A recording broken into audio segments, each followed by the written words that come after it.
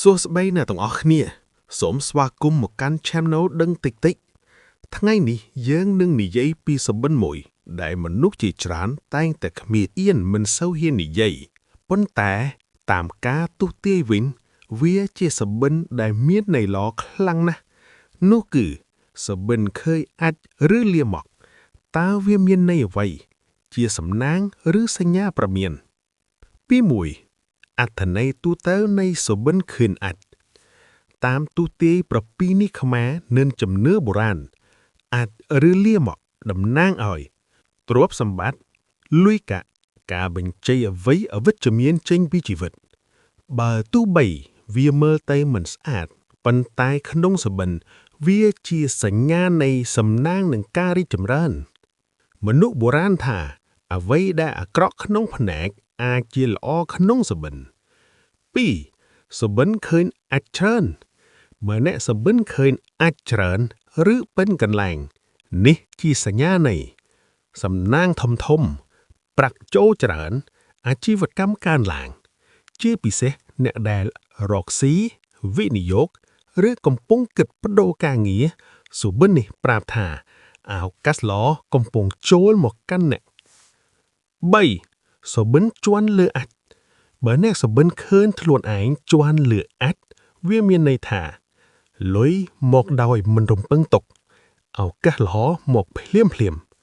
ឧទាហរណ៍ឈ្នះរង្វាន់មានអ្នកជួយឬមានគេស្នើឱកាសការងារល្អទោះជាជាន់ដោយចៃដន្យក៏ជាសំណាងដែរ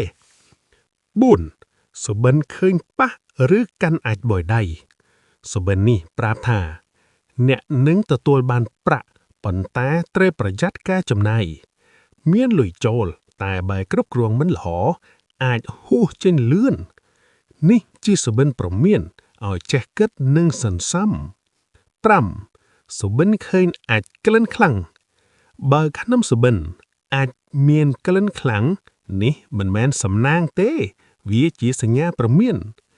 ពាក្យចចាមអារម្មណ៍ការនិយាយពីក្រោយឬបញ្ហាសង្គមសូមប្រយ័ត្នការនិយាយនឹងទំនាក់ទំនងនៅពេលខាងមុខ6សុបិនលាងអាចឬសម្អាតវាបើអ្នកសុបិនឃើញលាងអាចឬសម្អាតវានេះជាសញ្ញាល្អណាស់មានន័យថាបញ្ហាកំពុងត្រូវដោះស្រាយជីវិតចាប់ផ្ដើមថ្មីស្មារតីស្ងប់ស្ងាត់វាប្រាប់ថាអ្នកកំពុងចាកចេញពីអ្វីអវិជ្ជមានហើយចូលទៅរកអ្វីល្អ7មើលតាមផ្លូវចិត្តតាមផ្លូវចិត្តវិទ្យាសុបិនឃើញអាចបង្ហាញថាអ្នកមាន stress មានអារម្មណ៍តាំងចិត្តត្រូវការបញ្ចេញអ្វីមួយវាជាសញ្ញាថាចិត្តអ្នកកំពុងសុងសម្រាកសរុបមកវិញសុបិនឃើញអាចឬលាមកភាគច្រើនជាសុបិនឡងប៉ុន្តែអត្ថន័យពិតអាស្រ័យលើស្ថានភាពនិងអារម្មណ៍របស់អ្នកបើអ្នកចូលចិត្តវីដេអូបែបនេះសូមចុច like និង subscribe ម្នាក់មួយផងដើម្បីទទួលបានវីដេអូថ្មីពី Channel ដឹងតិចអរគុណហេងទាំងអស់គ្នា